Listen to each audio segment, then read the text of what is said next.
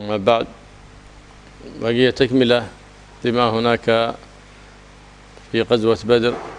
ما تقدم كان ذاك حوادث حصلت قبل المعركة، وهناك ما حصل في المعركة، وهناك ما حصل بعد المعركة.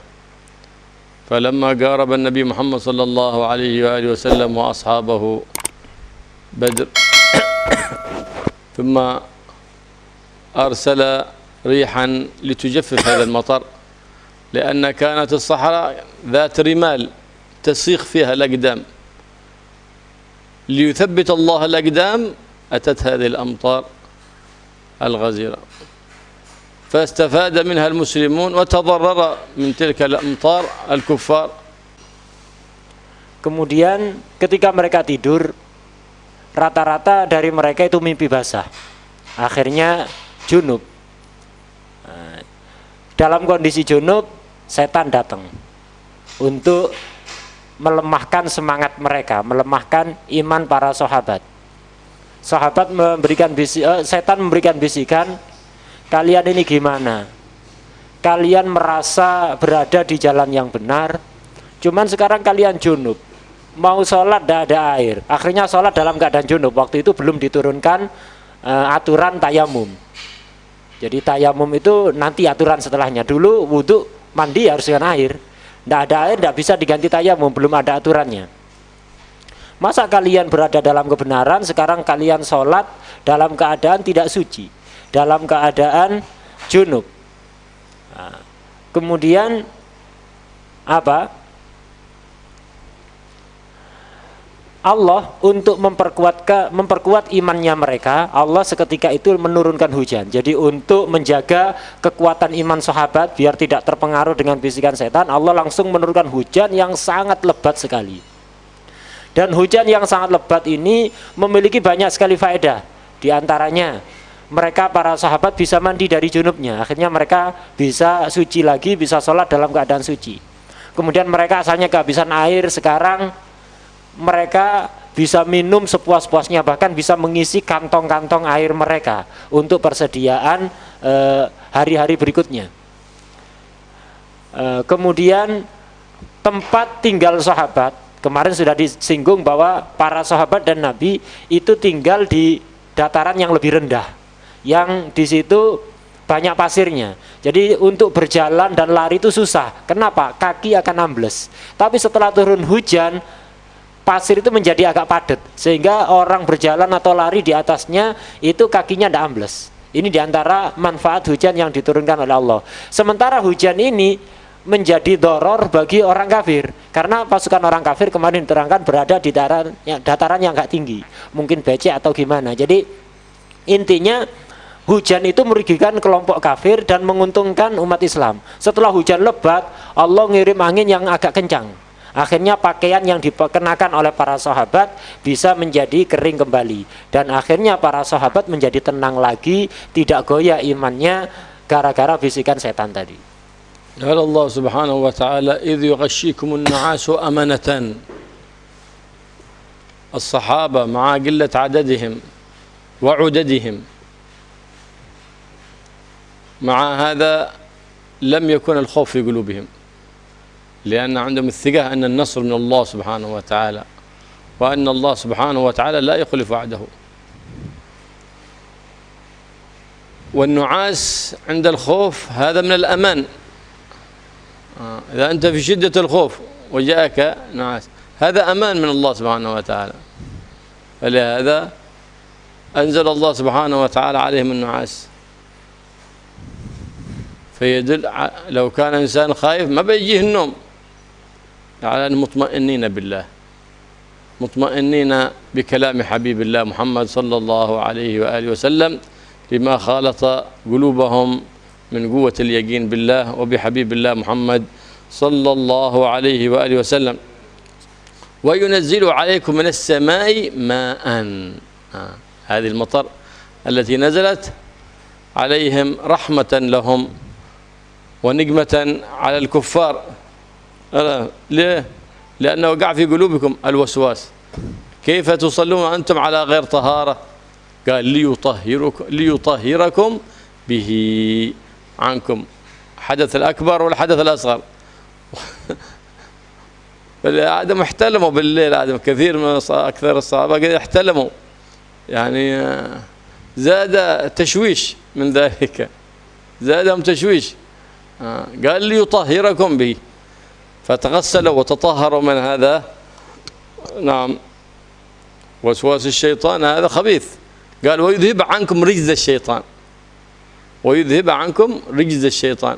رجز الشيطان وسوسته، يقول لكم كيف أنتم تقول أنكم على الحق، ولو كنتم على الحق لما صليتم وأنتم على غير طهارة، لا ماء ولا تراب.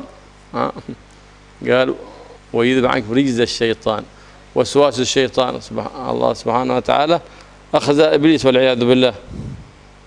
وليربط على قلوبكم، يثبت الإيمان واليقين في قلوبكم، ويثبت الأقدام، أي أن المطر عندما جاءت وكانت الأرض رملة تسيغ فيها الأقدام، تثبت الأقدام الرجال وأقدام الخيل. فزادهم ذلك إيمانا واطمئنانا وقوة ويقينا إلى يقينهم.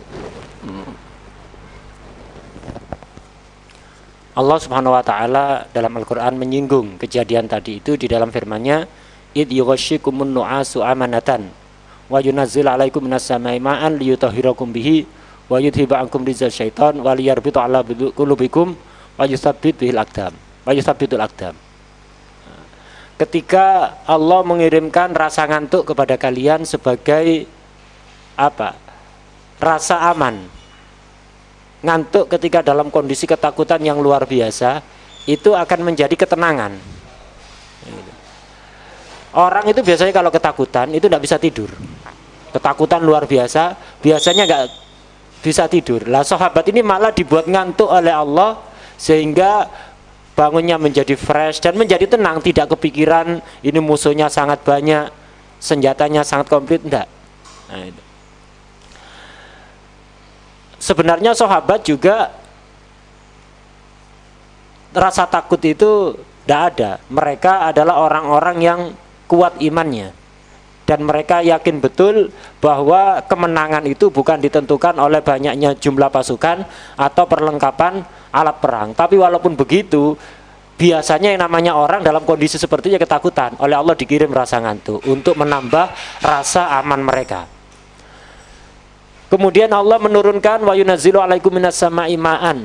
Allah menurunkan air hujan dari langit kepada kalian, tujuannya liyutahhirakum bihi, untuk mensucikan kalian. Karena tadi disinggung kebanyakan dari sahabat waktu itu mimpi basah sehingga menjadi junub, dan setan kemudian menjadi membisiki bisikan-bisikan yang tidak baik untuk melemahkan iman mereka, melemahkan semangat mereka. Masa kalian orang-orang yang berada dalam kebenaran kok sholat dalam keadaan junub? Akhirnya Allah menurunkan hujan untuk mensucikan mereka. Wa yudhiba ankum rijza syaiton. Dan hujan ini juga berfaedah menghilangkan bisikan-bisikan jelek dari setan. Waliyarbitu 'ala qulubikum, dan untuk menguatkan hati kalian, menguatkan iman kalian. Wa yusabbitul aqdam, dan untuk apa? Menguatkan tempat berpijaknya kaki itu. Jadi karena tempat tinggal mereka itu, tempat singgah mereka itu daerah pasir yang kalau diinjak akan ambles, itu akan mempersulit mereka lari atau berjalan. Diturunkan hujan oleh Allah sehingga menjadi agak keras pasirnya, sehingga mereka bebas berjalan dan berlari ada di situ. فبات الصحابة في تلك الليلة في فرح وسرور وبات ليلتهم وألقي عليهم النعاس. قال سيدنا علي بن أبي طالب لم يكن فينا قائم في تلك الليلة إلا النبي محمد صلى الله عليه وسلم ينادي ربه طول الليل يا حي يا قيوم، وأكثر كان ما يكرر يا حي يا قيوم يا حي يا قيوم، حتى قال الإمام النووي أن اسم الله الحي القيوم أنه اسم الله الأعظم. نعم، يكرر اسم الله سبحانه وتعالى ويناديه أن ينجز له ما وعده به سبحانه وتعالى. فنام في خير ليلة في إيمان تام، نام في ثاني يوم الصباح ناداهم النبي محمد صلى الله عليه وسلم: الصلاة الصلاة. عندما تفرقوا، عندما جاءت المطر، خرج الصحابة من خيامهم وحد من تحت الأشجار، اجتمعوا لنداء النبي محمد صلى الله عليه وآله وسلم، فاجتمعوا للصلاة، وصلى بهم صلى الله عليه وسلم صلاة الفجر جماعة بلا نعاس، لأن النعاس في الصلاة من النفاق. الصلاة النعاس في الخوف والعرب هذا من الاطمئنان والأمان، أما في الصلاة لا، هذا من النفاق. في الدرس لا، ما هو طيب النعاس أما في الخوف نعم، في المعركة هذا من الاطمئنان. في النعاس قد يكون لا نقمة، وقد يكون نعمة. في الخوف يكون نعمة حتى يطمئن القلب بذكر النبي، بذكر الله سبحانه وتعالى. نعم. فصلى بهم بعد صلاة الفجر، قام وحرضهم على القتال، وأن النصر حليفهم ليشجعهم ويثبت في قلوبهم الإيمان واليقين صلى الله عليه وآله وسلم. ثم مشى بهم إلى أول آبار بدر ونزل بهم. فلما نزل بهم قال الحباب بن المنذر: يا رسول الله، هذا منزل أنزلك الله إياه فلا نتقدم ولا نتأخر، أو هذا خدعة ومكيدة الحرب وسياسة الحرب؟ قال: لا، ليس منزل أنزله الله إياه، بل هي مكيدة الحرب. قال: فإن كان كذلك فلا ننزل في أول الماء، بل ننزل آخر الماء، نجعل الماء كله خلفنا ونحن ننزل احنا، وأني أعرف بئر من آبار بدر هي أكثر الآبار ماء، فقم بنا يا رسول الله لننزل عليها، فيكون الماء عندنا فنشرب ولا يشربون، ثم نعمل حوض ليكون ذلك مسقى للماء. فاستحسن النبي محمد صلى الله عليه وسلم رأيه، بل قال في رواية: نزل جبريل قال الرأي ما قاله الحباب. فلهذا كان سيدنا الحباب بن المنذر يلقب بصاحب الرأي، بعد ذلك كان يلقب بصاحب الرأي، لأن سيدنا جبريل قال والنبي محمد صلى الله عليه وسلم قال الرأي ما قاله الحباب بن المنذر. فقام النبي محمد صلى الله عليه وسلم وانتهض بهم. يسمونها هناك بئر وهناك قليب. البئر هذه الذي هي مطوية بالحجارة هكذا قالها بئر، والقلب جمع قليب، لأن بدر كان فيها قلب كثيرة جمع قلب. البئر التي لا تطوى بالحجارة يقال هذه قليب. فجعلوا القلب خلفهم ونزلوا في آخر الماء، ونزلوا عند أكثر الآبار ماء، وبنوا هناك حوض في الليل ليجمعوا فيه الماء لأسقيتهم. فكانت هذه المشورة أخذ بها النبي محمد صلى الله عليه وآله وسلم.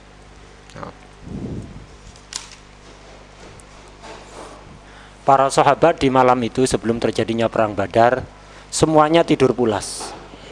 Kata Sayyidina Ali bin Abi Thalib, tidak ada yang bangun malam waktu itu kecuali Rasulullah SAW. Tidak tidur semalam suntuk, bermunajat dan berdoa kepada Allah. Dan Nabi memperbanyak bacaan Ya Hayyu Ya Qayyum, Ya Hayyu Ya Qayyum. Sehingga dari kisah ini kemudian Imam Nawawi berpendapat bahwa Ismullah Al-A'zam yaitu Ya Hayyu Ya Qayyum ini, karena itu yang diperbanyak dibaca oleh Nabi ketika malam sebelum terjadinya perang Badar. Nabi bermunajat sepanjang malam, tidak tidur sama sekali waktu itu. Para sahabat rata-rata tidur pulas. Dalam kondisi genting seperti itu, ketakutan seperti itu, tidur pulas ini akan menjadi ketenangan. Beda halnya kalau ngantuk ketika sholat atau ngantuk ketika ngaji. Lah ini termasuk kemunafikan kata beliau tadi. Jadi ngantuk itu kadang nikmat, kadang adab. Kalau ngantuk ketika ngaji atau ketika sholat ini termasuk ngantuk yang adab kata beliau. Tapi kalau ngantuk ketika dalam kondisi genting, ketakutan kok ngantuk, ini nikmat dari Allah untuk menciptakan ketenangan pada hati orang tersebut. Ketika menjelang subuh, Nabi membangunkan sahabat untuk sholat subuh. Seketika itu sahabat bangun dan berkumpul untuk sholat subuh bersama Rasulullah SAW dalam kondisi semangat, tidak ngantuk, itu tidak ngantuk. Dan Nabi kemudian setelah selesai sholat menyemangati mereka untuk perang, dan Nabi menjanjikan kalian pasti menang, nggak usah khawatir. Gitu. Kemudian Nabi pun mulai bergerak, dan Nabi akhirnya transit sementara, tinggal berhenti sementara ada di sumber air pertama yang ada di daerah Badr. Di daerah Kampung Badr itu ada beberapa sumber air. Ada sumber air kecil-kecil yang tidak dibatasi dengan batu, ada sumber air yang besar, sumur besar yang dipagari dengan batu itu. Nabi berhenti transit sebelum bertempur dengan orang musyrik itu ada di sumber pertama yang ada di daerah Kampung Badr. Karena Nabi tinggal di situ, ada salah satu seorang sahabat yang namanya Sayyidina Hubab bin Munzir. Beliau bertanya kepada Nabi, wahai Rasulullah, Anda transit ada di sini, di sumber pertama yang ada di Kampung Badr ini, itu atas perintah Allah ataukah ini siasat perang? Ide dari Anda dalam rangka mengatur siasat perang, ataukah ini langsung perintah dari Allah? Rasulullah menjawab, oh bukan, ini bukan atas perintah Allah langsung, ini ya siasat perang saja. Aku menganggap kita yang baik tinggal ada di sini. Oh kalau memang begitu Rasulullah, kata Sayyidina Hubab, kita jangan tinggal di sini. Sebaiknya kita terus maju sampai semua sumber air yang ada di Kampung Badr berada dalam kekuasaan kita, berada di belakang kita. Jadi kita harus berhenti transit ada di sumber terakhir, sumber air terakhir yang ada di Kampung Badr, sehingga semua sumber ada di belakang kita. Orang musyrikin ada di depan kita, mereka akan kesulitan minum nanti, mereka jumlahnya banyak, tidak akan menemukan sumber ketika haus. Jadi kita jangan tinggal di sini. Jadi terus maju sampai ada di sumber terakhir. Kita bikin kolam gitu untuk mengumpulkan air ada di situ untuk minum kita, hewan tunggangan kita. Jadi kita aman. Kondisi air ketersediaan air kita akan cukup. Kita tidak ragu. Nah, sementara orang musyrik nanti akan kebingungan nyari air. Rasulullah langsung, oh bagus pendapatmu itu, ayo kita maju. Sebagian riwayat mengatakan malaikat Jibril turun kemudian mengatakan kepada Nabi, ide yang bagus ya nih, idenya Hubab ini. Nah, dan sejak itulah kemudian Hubab ini dijuluki dengan Sahibur Ra'i, pemilik ide cemerlang. Gitu. Sejak itu. Nah. بعد ذلك قام لما وصلوا إلى بدر قام سيدنا سعد بن معاذ قال يا رسول الله الرأي عندي أن نجعل لك عريشا فوق مرتفع تكون تراقب المعركة منه. والعريش عبارة عن أعواد تسقف بالجريد أو أوراق الأشجار، يقال له عريش. نعم، نعمل ذلك العريش، وهو الآن معروف هناك، بني في مكان هناك بالقرب من ذلك المكان مسجد يقال له العريش الآن، في محل يقال له بدر. نعم، فبني العريش فاستحسن ذلك منه صلى الله عليه وآله وسلم، وقال يا رسول الله إن تكن ما نحب أي النصر فذاك، وإن تكن الأخرى فإن نترك خلفك جملا ورحلا فترجع إلى المدينة، فقد خلفنا في المدينة أقواما لسنا نحن بأشد حبا لك منهم، بل إنهم يحبونك مثل ما نحبك وأكثر، وينصرونك بأنفسهم وأموالهم وأولادهم. فترجع، فقال فدعا له النبي محمد صلى الله عليه وسلم بخير، وقال يكون خير من ذلك يا سعد، أي النصر والظفر إن شاء الله. فاستقام، وكان معه في العريش سيدنا أبو بكر الصديق في شدة الخوف النبي صلى الله عليه وسلم، والنبي سيدنا أبو بكر الصديق كان يطمئنه في العريش، عكس ما كان في الغار. هناك كان في الغار سيدنا أبو بكر الصديق في شدة الخوف، والنبي محمد صلى الله عليه وسلم يقول لا تأسن إن الله معنا. في العريش بالعكس، النبي صلى الله عليه وسلم كان يناجي ربه، حتى من مناجاته لله سبحانه وتعالى قال خرج الرداء من على كتفه وهو رافع يديه للسماء ويناجي مولاه يبكي، وبين ركوع وسجود وتذلل لله سبحانه وتعالى. وسيدنا بكر يطمئنهم، ووقف حارسا على النبي محمد صلى الله عليه وسلم في العريش، وسيدنا سعد بن معاذ مع جماعة من الأنصار حراس ذلك العريش للاطمئنان على النبي محمد صلى الله عليه وآله وسلم لا يصاب بأذى. Kemudian Sayyidina Sa'ad bin Mu'ad, pemimpin kaum Ansor, ini mengusulkan kepada Nabi agar supaya Nabi ini dibuatkan tenda.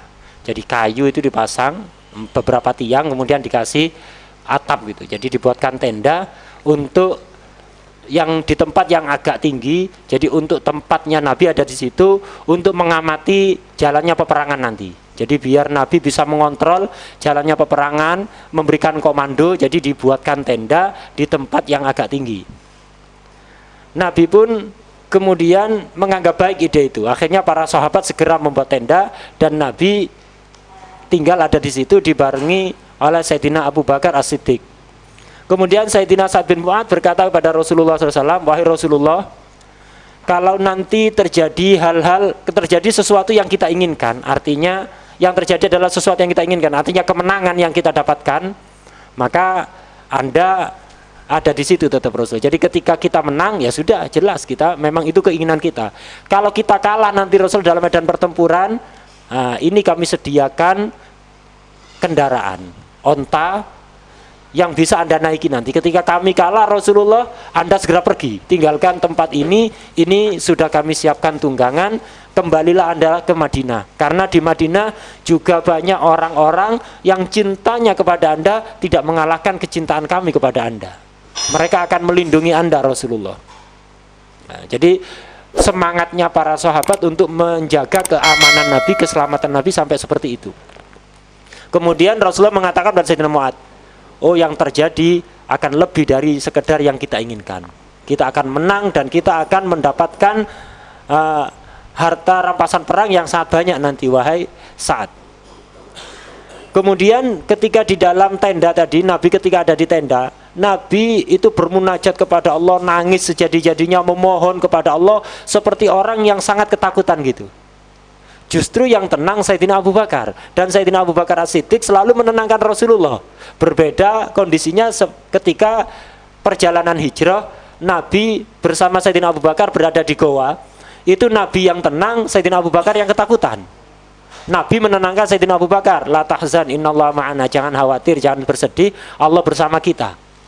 Itu ketika di goa. Tapi ketika di perang Badar, justru yang seperti orang ketakutan itu Rasulullah, memohon kepada Allah, bermunajat, ngangkat tangan sampai tinggi, sampai ridanya pun terjatuh, nangis, sujud, rukuk, sholat. Itu terus yang dilakukan oleh Nabi. Sayyidina Abu Bakar terus menenangkan. فراسة قوية عندهم كان عرب، ولكن ربما كان لهم مدد خلف هذاك التل فراح بخيله قال لا، فلو قتلتموهم وقتلوا منكم مقابلهم كله وقابل واحد فأنتم خسرانين. كان يكلم فقال لأصحاب اليوم إن يكن فيهم أحد منهم خير فهو في صاحب الجمل الأحمر على عتبة، لأنه يأمرهم بالرجوع، واحملوها أنا، اعتبرونا هذه سبة في، اعتبروها جبن مني ولست بأجبنكم، لكن ارجعوا فلا تقاتلوا محمد، فإن يظهره الله سبحانه وتعالى تكونوا أنتم أصحاب أول من خرج للقتال. نعم.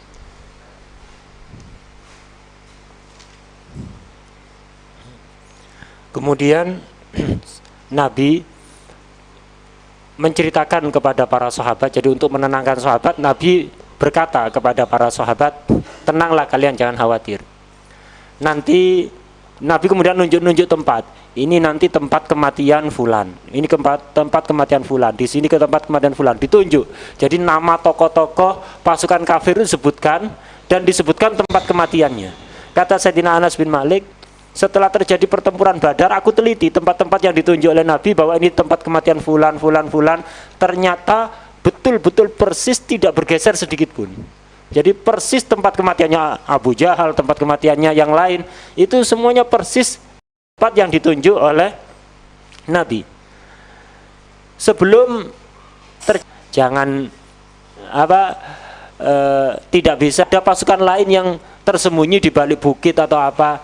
Oh enggak ada. Sudah aku amati mereka jumlahnya hanya segitu. Tapi sekali lagi kalian tidak akan menang melawan mereka. Karena itu usulku sebaliknya kalian kembali ke Mekah. Si Utbah kemudian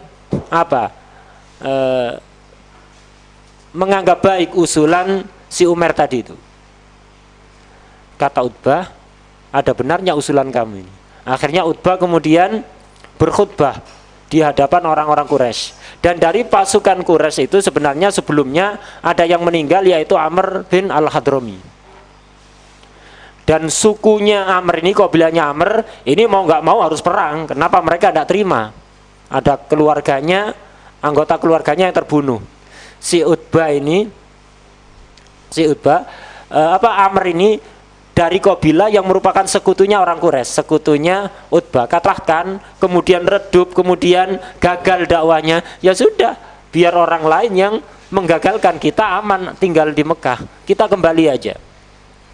Nah, ini ajakan dari Utbah bin Rabi'ah. Sebenarnya kebanyakan orang waktu itu mau mengikuti anjuran atau saran dari Utbah ini, tapi kemudian Abu Jahal al-Jahil ini kemudian berdiri. Kemudian berdiri ngompor-ngompori saudaranya Amr yang terbunuh tadi. Amr bin Al-Hadrami ini punya saudara namanya Amir. Amir dikompor-kompori. Ya apa kamu ini? Ini si Utbah ini ngajak kita mundur. Gimana balas dendam saudara kamu? Dikompor-kompori. Akhirnya seketika itu jerit si Amir. Jerit-jerit, manggil-manggil wa Amr, artinya mengenang kembali saudaranya Amr. Akhirnya orang-orang menjadi panas untuk membalas dendam lagi. Kemudian juga Abu Jahal mengata-ngatai, mengolok-olok si Utbah. Apa-apaan kamu ini? Lakin hadha Sayyidina Abu Salamah kan hadha iman عالي وأخلاق عالية وأخوه الأسود كافر والعياذ بالله وأخلاق شرسة وشدة ولسان بذيء والعياذ بالله وفيه شراسة. هذا خرج وحلف يمين أنه يصل إلى الحوض الذي فيه ماء المسلمين ويكون أول من يشرب منه.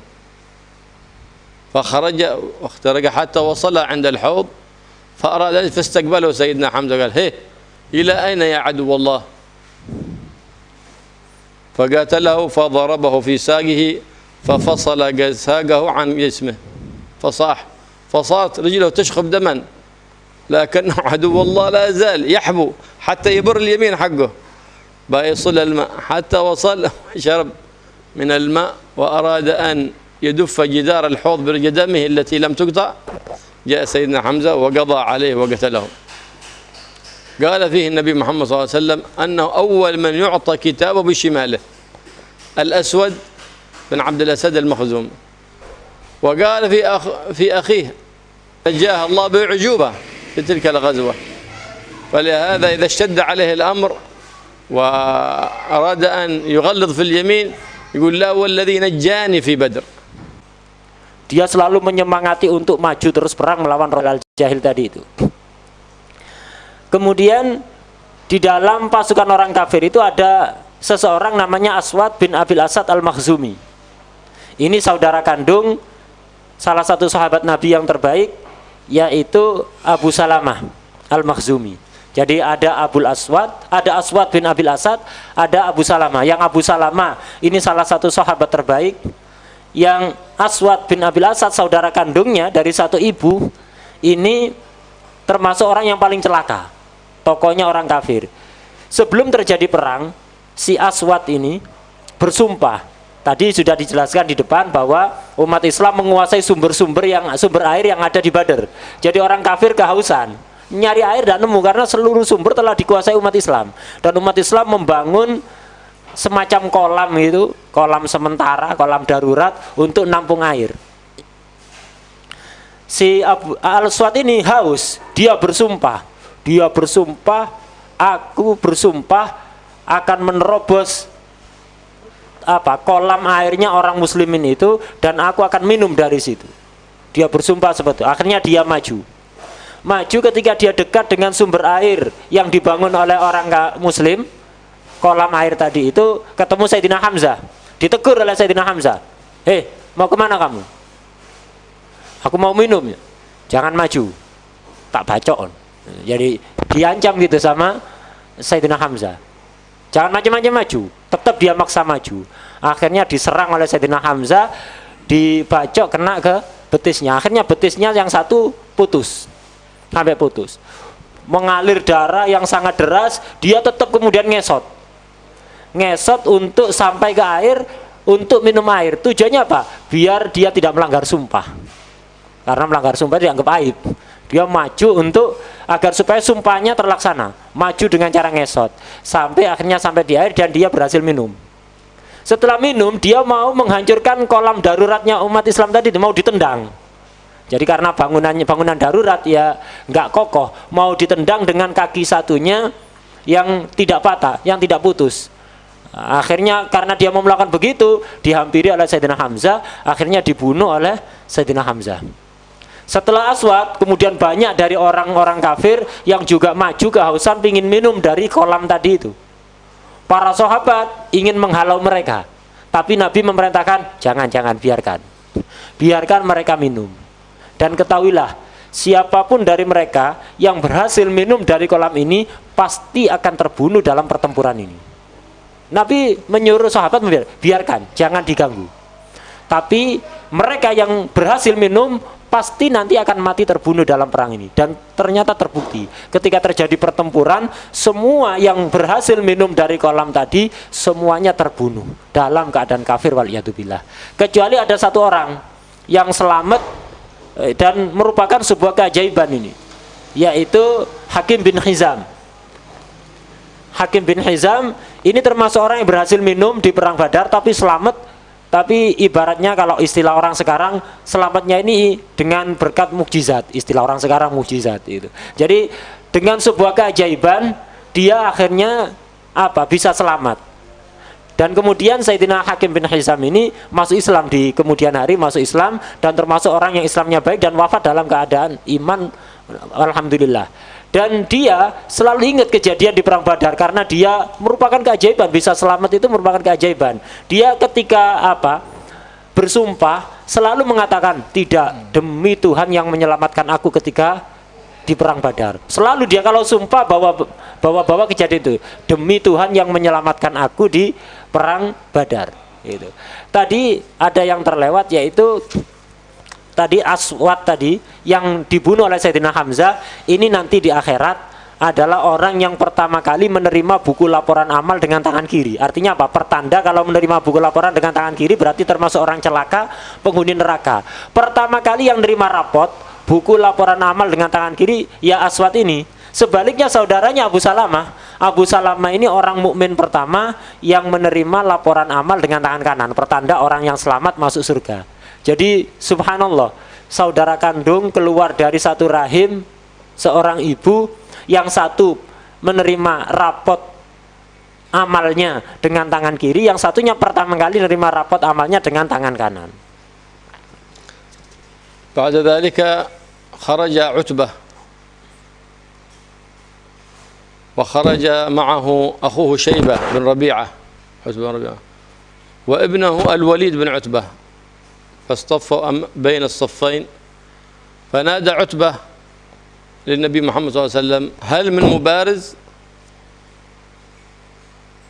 فخرج جماعة من الأنصار، معوذ ومعاذ بن عفراء وعبد الله بن رواحة. فقال عتبة من القوم؟ قال نفر من الأنصار. قال ارجع اخرج لنا يا محمد أكفاءنا من بني عمنا. هذا مهما أكفانا. فناداهم النبي محمد صلى الله عليه وسلم أن يرجعوا، فرجعوا. فقال يا عبيدة بن الحارث بن عبد المطلب ابن عم النبي محمد صلى الله عليه وسلم، الحارث بن عبد المطلب عم النبي محمد صلى الله عليه وسلم، هذا كان أسن القوم وأكبرهم سنا، أكبر من النبي محمد صلى الله عليه وسلم في السن ب10 سنين. عبيدة قم يا حمزة. سيدنا حمزة هذا مقارن للنبي محمد صلى الله عليه وسلم، وكان أخوه من الرضاع. قم يا علي بن أبي طالب، فقام سيدنا علي بن أبي طالب. كم كان عمره في غزوة بدر؟ 20 سنة. ابن عمه ووصيه وصهره، كان قبل زواج سيدتنا فاطمة. فخرج فقابل عبيدة بن الحارث بن عبد المطلب عتبة بن الوليد، عتبة بن ربيعة. وقابل سيدنا حمزة شيبة بن ربيعة، شيبة بن ربيعة. وسيدنا علي قابل الوليد بن عتبة. فكان رضي الله تعالى عنهم ملثمين، لا ترى منهم إلا أعينهم. فسأل عتبة: من أنتم؟ فقال: عبيدة وحمزة وعلي، كرام وأبناء كرام، هؤلاء أكفاء. فتقاتل سيدنا حمزة مع شيبة بن ربيعة، ففي الحال اختلف بضربتين فضربه وقتله في الحال. ثم اشتبك سيدنا علي مع الوليد بن عتبة، ففي ضربة واحدة وقتله. بقي عبيدة بن الحارث بن عبد المطلب اختلف مع عتبة بن ربيعة بضربتين، ضربه فأثخنه، ثم قام عتبة وضرب سيدنا أبو عبيدة في ضربة فأثخنته كذلك. فلما رأى ذلك منه سيدنا حمزة وسيدنا علي كرا عليه وذففاه، أي وقتلاه. وأخذ سيدنا عبيدة بن الحارث بن عبد المطلب إلى النبي محمد صلى الله عليه وآله وسلم، فقال: يا رسول الله أشهيد أنا؟ بس ما يفكر في شيء، ما يفكر لا في مال ولا في ولد. أشهيد أنا يا رسول الله؟ قال النبي محمد صلى الله عليه وسلم: أشهد إنك لشهيد، أشهد إنك لشهيد. وعاش ولم يمت حتى رجوعهم بعد ذلك من غزوة بدر، في الطريق في منطقة يقال الصفراء، توفي هناك ودفن هناك. رضي الله تعالى عنهم. فيعد هذا من شهداء بدر، لأن كان سبب موته تلك الطعنة التي تلقاها، رضي الله تعالى عنهم وارضاهم. فكان هذا أول نصر للمسلمين. ونزل فيهم قرآن: هذان خصمان اختصموا على الثلاثة. وهذه منقبة كبيرة، سيدنا عبيدة، سيدنا حمزة، وسيدنا علي بن أبي طالب، أنهم أقرب الناس إلى النبي محمد صلى الله عليه وآله وسلم، لهذا صدرهم، هذا صدرهم. نعم.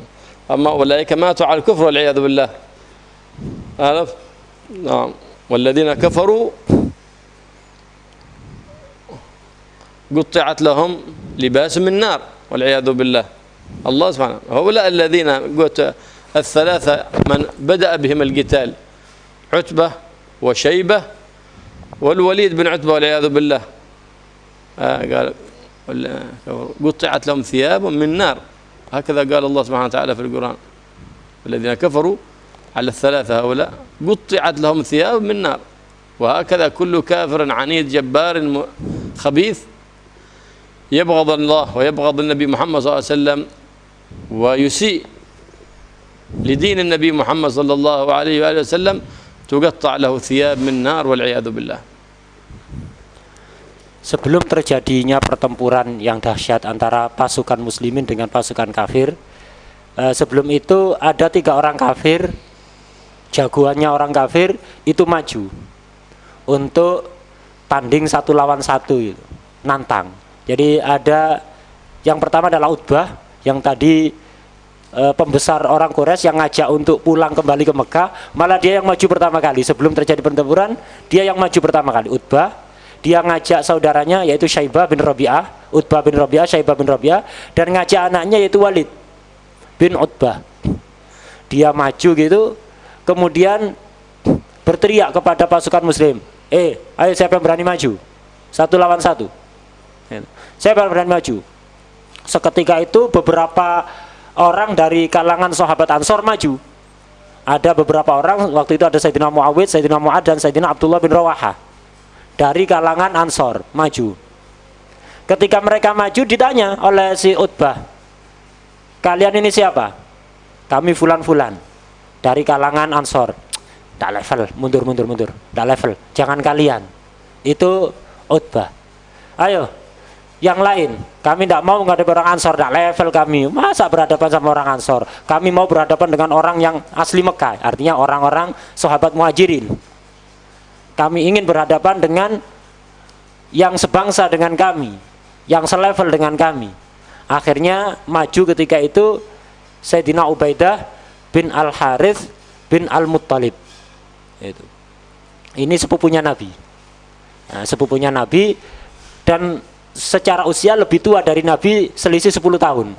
Beliau kemudian maju sambil mengajak Sayyidina Hamzah. Sayyidina Hamzah yang waktu itu secara usia Sayyidina Hamzah sebaya dengan Nabi, bahkan saudara rodok dengan Nabi.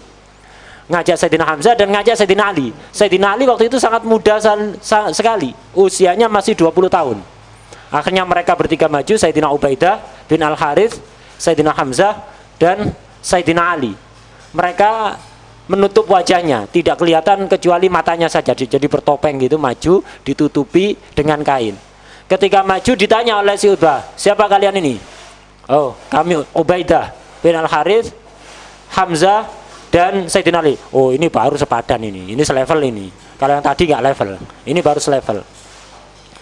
Akhirnya mereka mulai bertarung. Sayyidina Hamzah menghadapi Syaibah, Sayyidina Ali menghadapi Walid, Sayyidina Ubaidah menghadapi Utbah. Sayyidina Hamzah ketika bertarung dengan Syaibah tidak perlu waktu lama, dibacok sekali langsung mampus. Begitu juga Sayyidina Ali yang waktu itu masih sangat muda, baru 20 tahun, menghadapi Walid tidak perlu lama, bertempur bacok sekali mati langsung. Nah, yang ketiga ini yang Sayyidina Ubaidah sudah agak sepuh. Sayyidina Ubaidah menghadapi Utbah, umurnya juga agak tua. Ini jagoannya orang Quraisy. Nah, menghadapi, ternyata Sayyidina Ubaidah justru terluka. Sayyidina Ubaidah justru terluka, dan akhirnya Sayyidina Hamzah dan Sayyidina Ali melihat itu langsung menyerang Utbah, dan seketika itu dibunuh si Utbah. Kemudian Sayyidina Ubaidah yang terluka dibawa ke hadapan Rasulullah dalam kondisi sudah terluka parah, hampir meninggal. Sayyidina Ubaidah tidak terpikir apapun kecuali satu, ketemu Rasulullah langsung nanya, Rasulullah, apakah aku ini termasuk syahid? Itu yang ditanyakan. Ya Rasulullah, apakah termasuk syahid? Dalam kondisi seperti itu yang ditanyakan. Rasulullah kemudian menjawab, aku bersaksi bahwa engkau termasuk syahid. Tapi kemudian Sayyidina Ubaidah ini tidak wafat. Di medan pertempuran itu tidak wafat sampai selesai pertempuran, kemudian kembali dari Badar menuju Madinah. Di tengah perjalanan di tempat yang bernama Sofro, baru beliau meninggal ada di situ dan dimakamkan ada di situ. Tapi walaupun beliau wafatnya setelah selesainya pertempuran, beliau termasuk syahid karena penyebab kematiannya adalah luka yang parah ketika peperangan. Orang-orang yang mati dalam keadaan iman tadi membela agama Allah termasuk syahid, tapi sebaliknya orang-orang kafir tadi yang mati dalam medan pertempuran dalam keadaan kafir, Allah sudah menyiapkan pakaian untuk mereka yang terbuat dari api. Itu kata Allah. Jadi disiapkan pakaian, bukan pakaian hari raya. Itu disiapkan pakaian untuk mereka, diukur badannya, ini ukuran lengannya berapa, L apa XL, dibuatkan tapi dari neraka.